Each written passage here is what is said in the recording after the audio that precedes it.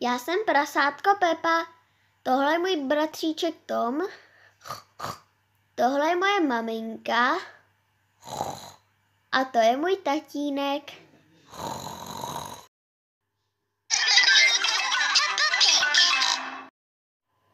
Tome, já se strašně nudím a nevím, co mám dělat.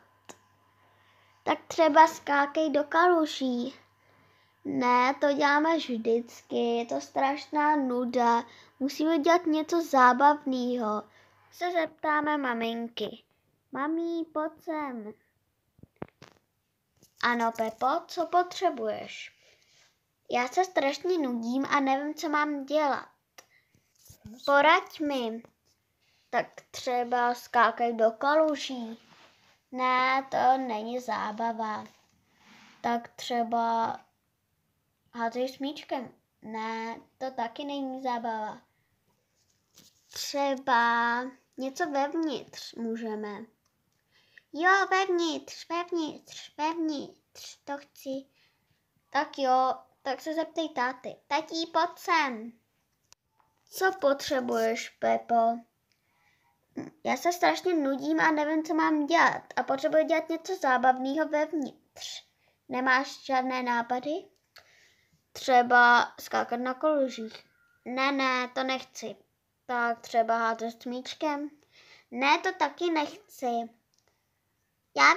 Já vím. Ano, Tome, co víš? Tak třeba můžeme vyrábět něco. Tak jo, já budu vyrábět s tebou, Tome. Jo.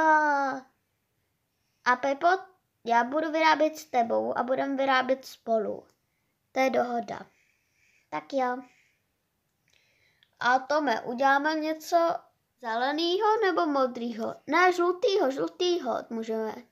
Tatí, my tě slyšíme. Musíte být překvapení. Udělejte si, co chcete, ale musíte být překvapení. Tak jdeme dovnitř, ne? Tak jo. Mami, co uděláme? Něco žlutého. Je to moje oblíbená barva. Ale já jsem si myslela, že tvoje oblíbená barva je oranžová. Ne, není. Moje oblíbená barva je žlutá. Tak jo, ale co vyrobíme? Třeba, nevím přesně, třeba, jo, koukni se ke klukům a já tady něco ještě vyrobím. Tak jo, já jdu kouknout.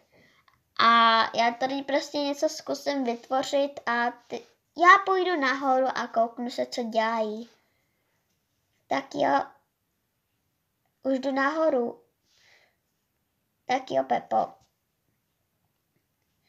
Ale neříkej jim nic, co budeme dělat my. Ale co ani děláme? Něco žlutýho přece. Tak jo, Tome, co uděláme my?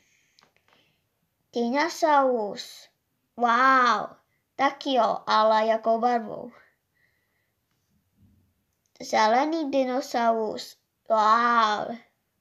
Tak jo, Tome, ale ještě, jak to chceš udělat, ani? Třeba papírem? Jo, může to být origami. Tak jo, Pepo, můžeš jít na to. Neříkej nic o tom našem výrobku. Mami, jak jsi to udělá? To bylo hned. Asi nějak za 30 sekund to stihneš taky vyrobit. Aha, tak jdu nahoru.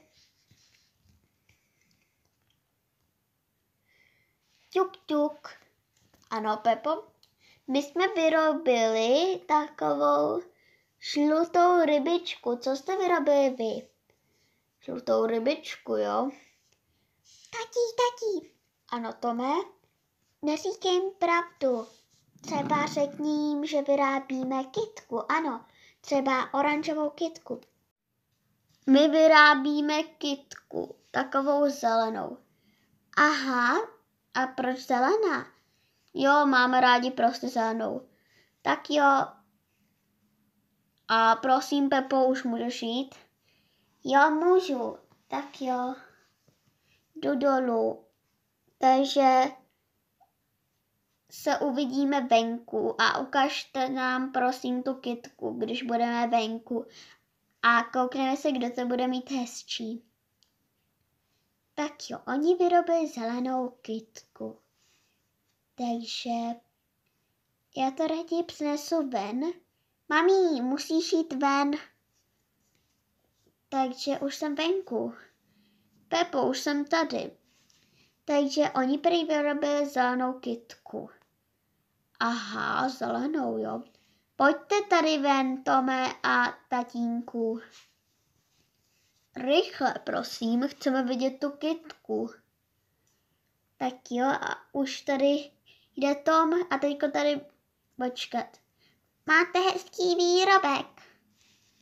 Ano, ale kde je ta zelená kytka, kterou jste vyrobili? My jsme vyrobili dinosaurus. Aha, my jsme si mysleli, že jste vyrobili kytku.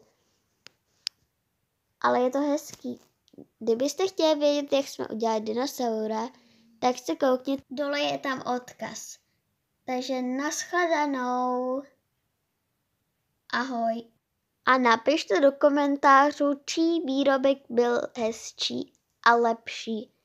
Jestli se vám líbilo Pepy a mamky rybička, nebo se vám líbá Tomův a tatínkův dinosaurus.